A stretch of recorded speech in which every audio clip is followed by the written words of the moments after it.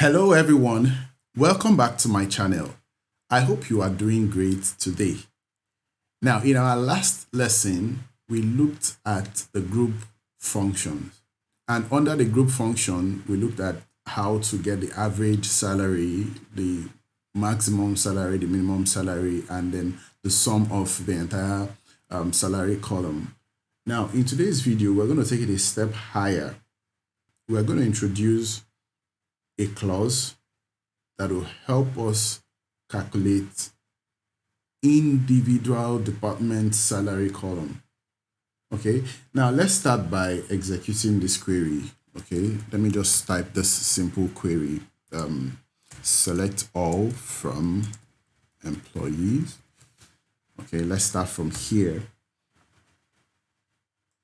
I'll quickly execute this query, and then you see the output. So if you look at this query output, you will see the salary column for each individual, each employee. But another thing you should take note again is the fact that each employee belongs to a department. So for this query result, we have 3 employees in department 90, and then we have about 5 employees in department 60, and then we have up to 6 employees in department 100. So different employees work in different departments. Now, assuming you want to know the total salary, the sum of the salaries for each department, okay, like you want to get the total salary for department 90, you want to get the total salary for department 60, you want to get the total salary for department 100, and all whatnot. How do you go about it? How do you do that? What query would you use to execute? So this is the point where we get to introduce what is known as the group by clause. Okay, so I'll quickly put up the query on our screen, and then we'll see what the output will look like, and then we can properly explain what we mean by having the group by clause in the query. Okay, so if you look at the query on our screen, it says select department ID, sum salary from employees, group by department ID. So what we are simply telling the database is retrieve the sum of salaries for each department based on their department ID. So let's quickly execute this query and see what the output looks like. Okay, so we can see that for each department, the total salary has been calculated. For each department, the total salary has been calculated.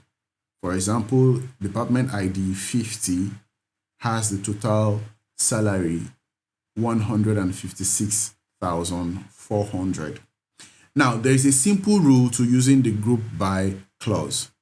And what is this rule?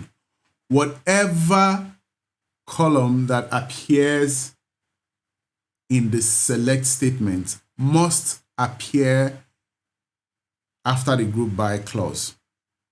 I repeat again, there is a simple rule to using the group by clause. And this rule is this: whatever column you have in your select statement, you must have same column in your group by clause. So I want to execute another query so that I can properly explain this rule. Again, if you look at the query output, you see that the department ID is not properly sorted, is not arranged. And you remember we talked about how to sort our query output using the order by clause. So let me put up another query so I can properly explain the rule of the group by clause. Now, if you look at the query on our screen, it says select department ID, job ID, sum salary from employees, group by department ID, and then the job ID. Order by 1, 2.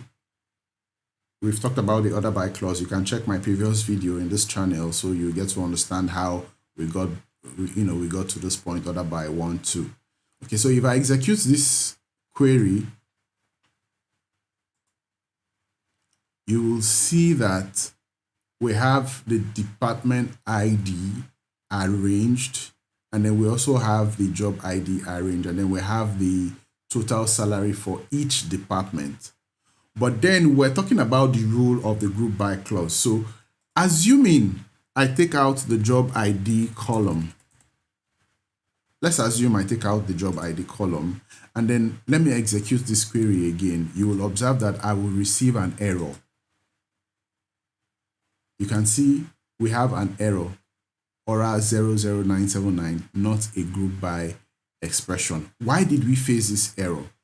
Remember, we had said that for us to have a group by clause, okay, it means that the columns that appear in the select statement must appear in the group by clause. But if you look critically, we have just the department ID, which is in the select statement, and we don't have the job ID, which is also in the select statement. This is why we are facing this error. So to fix this, I'm going to put back the job ID column, job ID, and then I'll execute this query. You can see we have back our query output. So take note of this simple rule. If you must use the group by clause, then all columns that are specified in the select statement must be present in the group by clause. I hope this is clear enough. Okay, so let's consider the last example for today. If we look at the query on our screen, it says select department ID, sum salary from employees where department ID is greater than 30, group by department ID, order by department ID. Now, why am I actually showing us this query?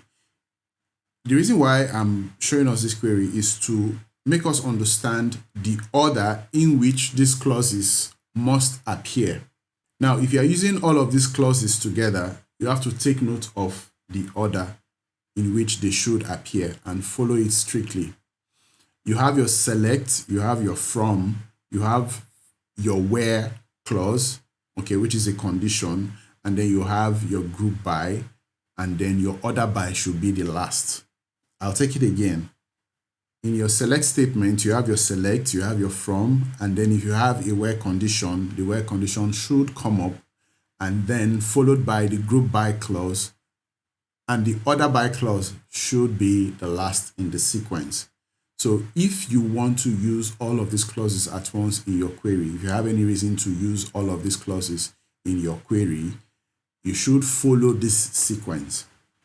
Okay, so I'm going to execute this query and we'll see the output. You can see 40, 50, 60, that's department ID, 70, 80, 90, 100, 10, and then we have the sum of salaries for each of these departments. But wait a minute, we used to have department 30, department 20, department 10. Why are we not seeing those ones in this result?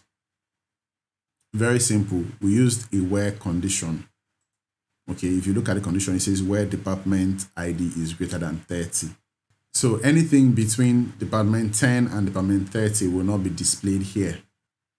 So thank you for watching this video. Thank you for listening to this lecture. I'll see you in my next video. Bye for now.